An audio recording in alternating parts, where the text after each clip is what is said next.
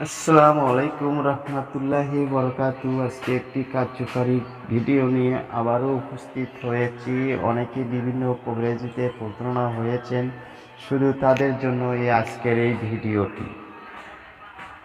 ছোট এই বাক্যটি পড়তে বেশি সময় লাগে না, কিন্তু আল্লাহ এতই মহান যে তিনি এর বিনিময়ে তার প্রিয় বান্দার জন্য জান্নাতে খেজুর গাছ লাগিয়ে দেন।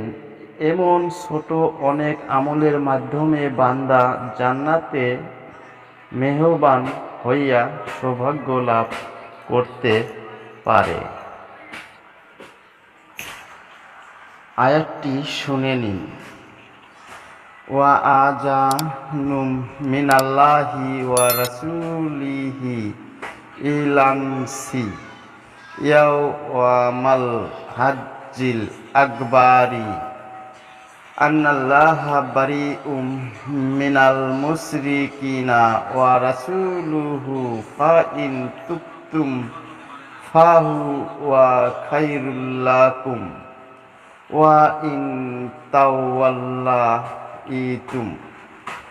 ফালামু আন্নাকুম গায়রু মুজিজিল্লাহি ওয়া বাশশিরিল্লাযিনা কাফারু আযাবিন আলীম।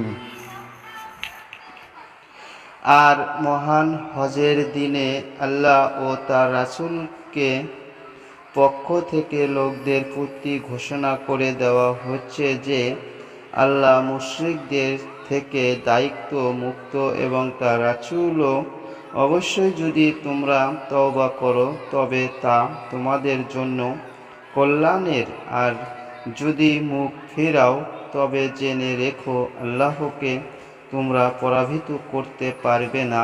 আর কাফেরদেরকে মর্মস্তিক শান্তির সুসংবাদ দাও।